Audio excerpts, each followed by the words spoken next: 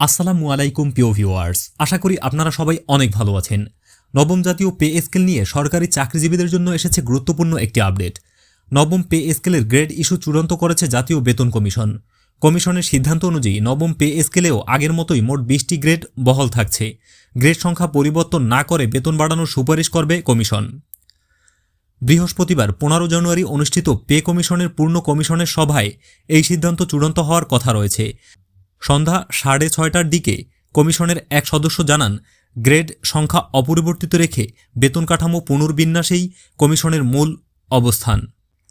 সভা সূত্রে জানা যায়, আজকের বৈঠক পেনশন, চিকিৎসা ভাতা ও অন্যান্য ভাতা সংক্রান্ত বিষয় নিয়ে আলোচনা হয়েছে। তবে সবচেয়ে বড় জটিলতা তৈরি হয়েছে সর্বনিম্ন ও সর্বোচ্চ বেতন নির্ধারণ নিয়ে।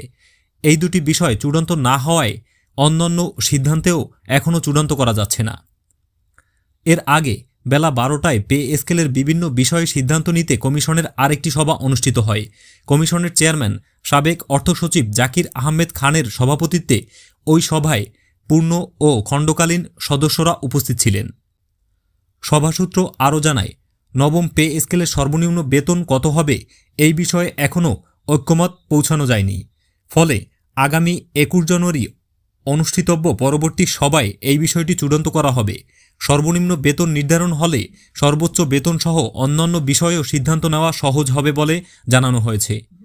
প্রয়োজনে কমিশনের চেয়ারম্যান অন্তর্বর্তী সরকারের শীর্ষ পর্যায়ে আলোচনা করতে পারেন। এর আগে জানা যায়, নবম পে স্কেলে বেতন অনুপাত 1:8 ধরে সুপারিশ করা হতে পারে। উল্লেখ্য, জাতীয় বেতন কমিশন গঠিত হয় 2025 সালের 27শে জুলাই। কমিশনের দায়িত্ব হল সরকারি কর্মচারীদের বেতন ভাতা ও অন্যান্য সুযোগ সুবিধা পর্যালোচনা করে সুপারিশ প্রদান করা। কমিশনের মেয়াদ চলতি বছরের ফেব্রুয়ারির মধ্যেই শেষ হওয়ার কথা, যা জাতীয় নির্বাচনের আগেই প্রায় সমাপ্ত হবে। এদিকে জাতীয় বেতন কমিশনের খণ্ডকালীন সদস্য পদ থেকে পদত্যাগ করেছেন ঢাকা বিশ্ববিদ্যালয়ের অ্যাকাউন্টিংস বিভাগের চেয়ারম্যান অধ্যাপক মোহাম্মদ মাকসুদুর রহমান সরকার। বৃহস্পতিবার ঢাকা বিশ্ববিদ্যালয়ের রেজিস্ট্রার ভবনে আয়োজিত জরুরি প্রেস ব্রিফিংয়ে তিনি নিজেই তার পদত্যাগের বিষয়টি জানান। তিনি জানান, পাবলিক বিশ্ববিদ্যালয়গুলোর জন্য প্রণীত 33টি বাস্তবসম্মত প্রস্তাবনা কমিশনের পূর্ণাঙ্গ সভায় আলাদাভাবে আলোচনা আনা হয়নি। এ কারণেই তিনি দায়িত্ব থেকে সরে দাঁড়ানোর সিদ্ধান্ত নিয়েছেন।